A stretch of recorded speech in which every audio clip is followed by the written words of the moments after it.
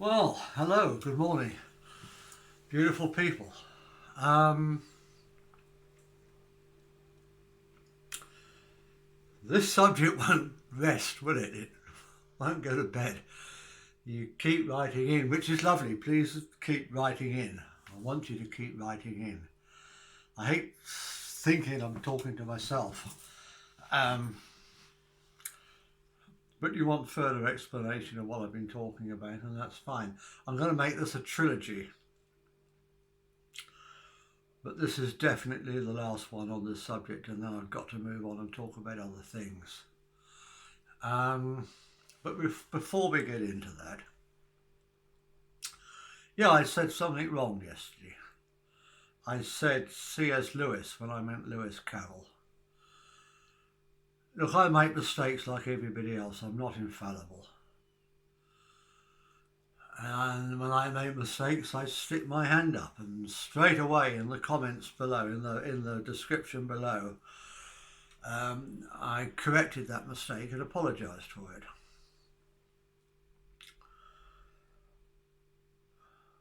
I'm not a guru. I'm not infallible. I'm just an ordinary guy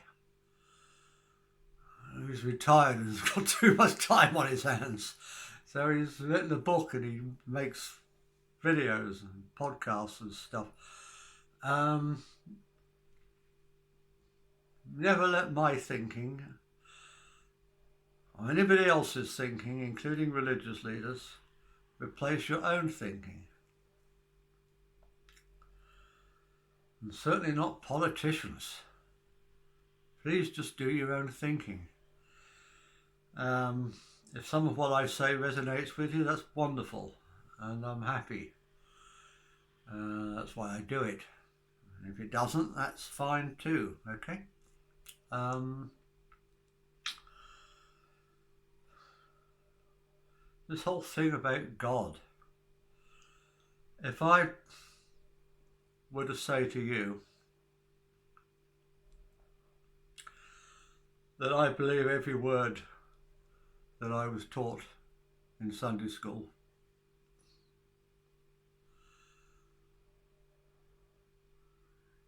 well, maybe not every word, but a hell of a lot of it.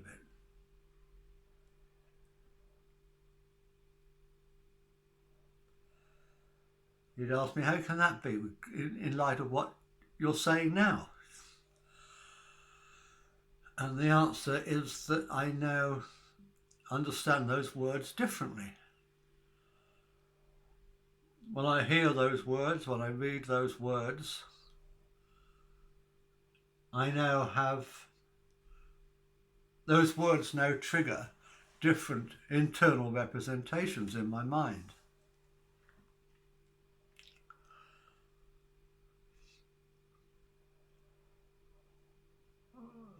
A word that's misunderstood a lot in modern society is the word myth.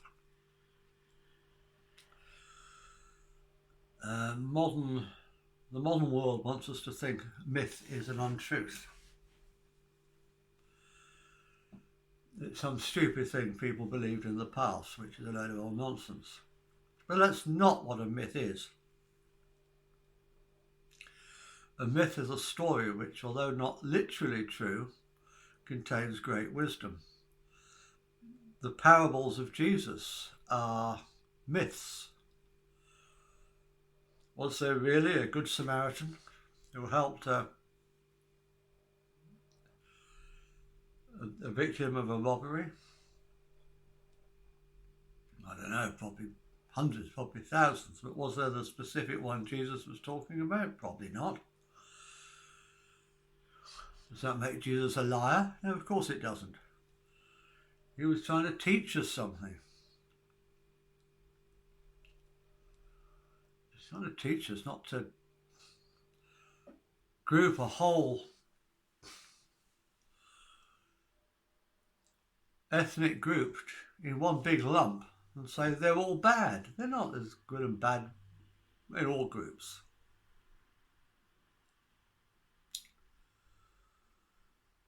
And no group and no religion has a monopoly on truth or a monopoly on God.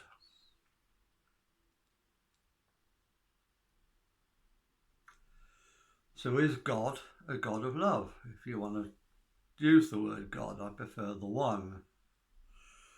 But a lot of you keep using the word God when you write in to me, so I'll stick with the convention. I might even say he. It doesn't mean I believe God is male.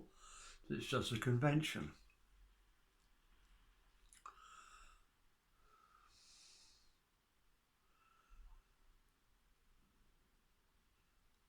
Before human beings, well, let's talk about something else. Let's talk about creation and evolution.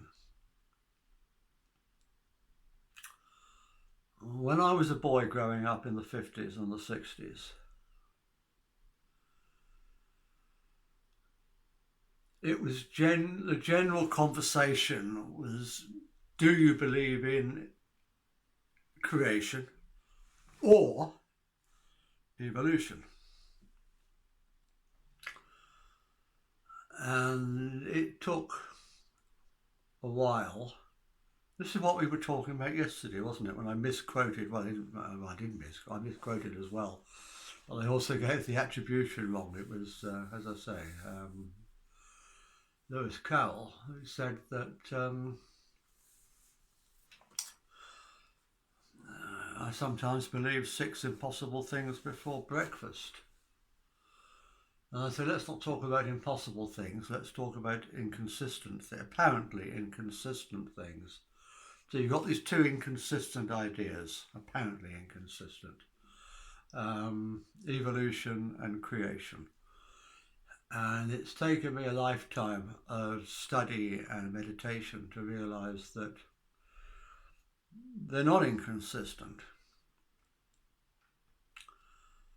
and that evolution and natural selection is one of the techniques that God uses to create. So let's look at the natural world. Long before human beings started walking upright and making tools, millions of years before, there was nature just as it is today, red in tooth and claw. Creatures living their whole lives in fear, in the eternal dance between the fear of not getting a meal and the fear of becoming a meal. How does that fit with your idea of a loving God?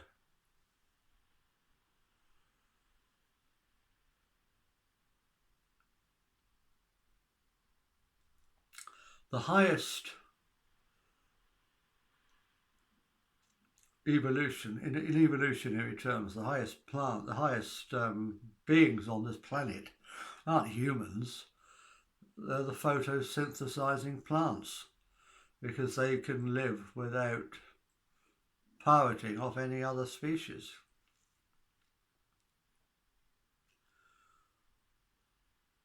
Next, we have the fruit eaters and the nectar collectors. Trees give their fruit and their nectar willingly in exchange for help with their reproduction. Then you have the grazers of leaves, and that includes the grazers of grass, because the leaves grow back. And then you have the ones that, the lowest forms of evolution, if you like, the thieves, the ones that uproot the plants and kill the animals.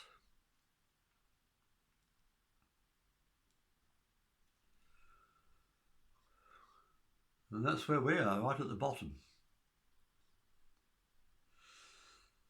So forget your chauvinism that says that human beings are the pinnacle of evolution.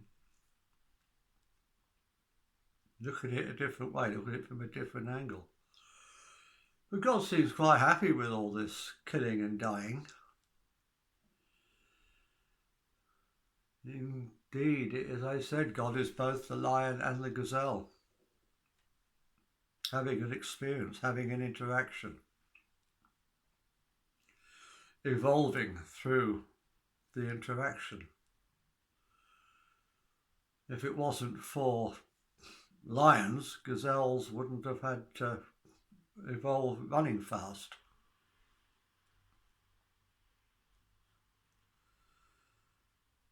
And the faster the gazelles started to run, the faster the lions had to evolve into being able to run.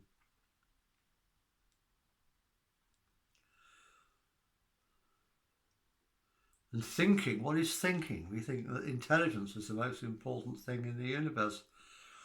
This is why I talk about God as the universal consciousness, not the universal intelligence. What is intelligence? It's just an evolutionary adaptation to problem solving. If you don't have any problems,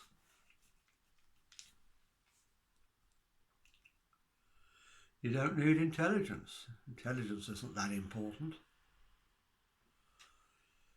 If you ask a cheetah what's the highest level of evolution, he'd say, well, being able to run fast. But because we think fast, well, we chauvinistically believe that the highest level of evolution is being able to think well. It's crap, isn't it, really? You think about it.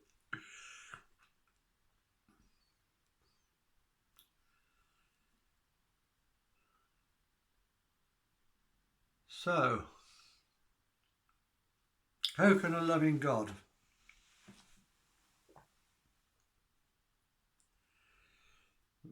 revel in and participate in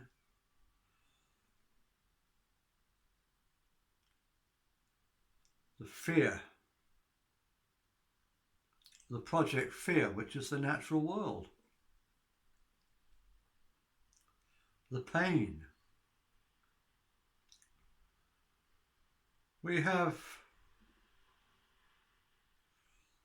parasitic wasps that lay their eggs in other insects,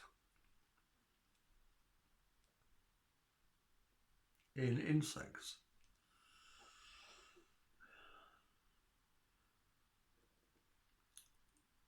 those eggs hatch, and those little wasps, little baby wasps, they eat the insect from the outside, slowly. How cruel is that? Yeah, that's God too. We have fungi that do the same thing. They don't wait for, some fungi don't wait for animals to die or plants to die. They slowly eat away at living insects from the inside.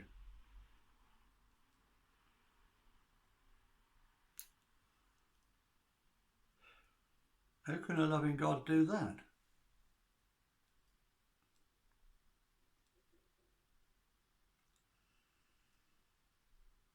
So we have to realize that in order to make sense of that, we need another idea.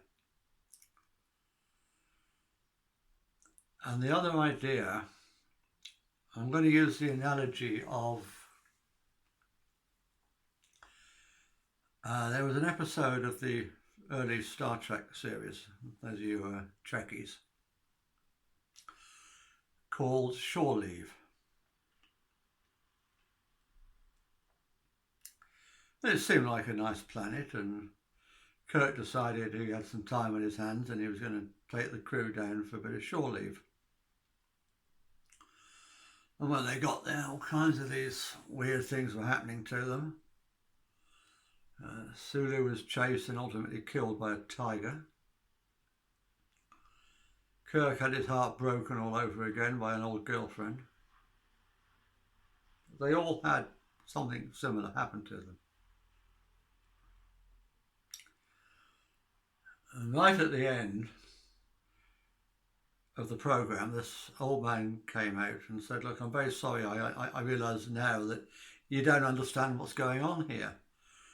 This is a recreational planet. People come here to live out their fantasies. and we take your whatever you're thinking about and feeling about the most and make it a reality for you so you can live it out. And I believe that's what life is. That's what planet Earth is. In the later series, in the New Generation series, they had this holodeck where you actually programmed the thing with a computer, where you could act out your fantasies. With these, they called them holograms, but of course they were far more than holograms because they weren't just visual, they were solid. And that's another representation of Earth, of how Earth really works. It takes the thing you think about and you feel about the most, and it makes it into reality. That's what the law of attraction is all about. And by deliberately choosing the things you think about and feel about the most, you can change the experience you have.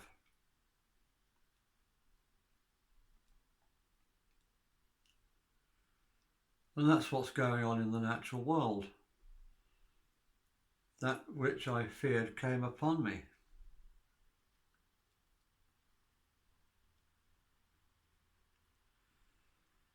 But God can see that it's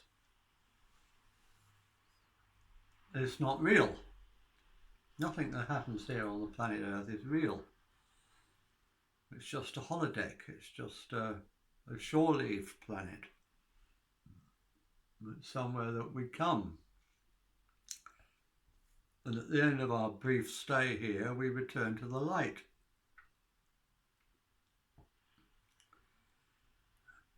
And we keep coming back. Because from the perspective, and I was talking the other day about perspective, from the perspective of our higher selves in the light, we know this is just a holodeck. We know this is just a shore-leave planet. And we come here for the fun of it. And God comes here for the fun of it, because we are all God. Points of focus within the one.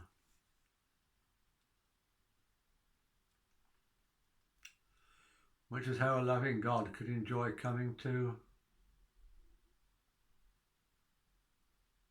what for many is a nightmare planet.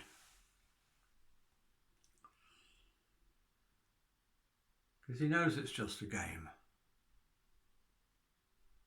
And he doesn't take it seriously.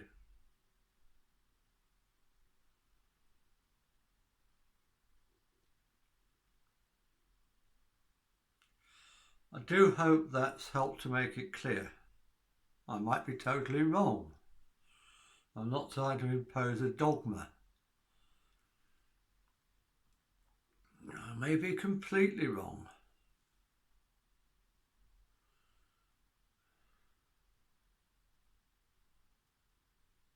But that's how I've come to understand things. And if you can get anything out of that for yourself, then I'm very happy for you. But we've really come to the end of the line now on this subject. And tomorrow I'm going to have to go and talk about some other things. So anyway, have a great day. Speak to you again soon. Namaste.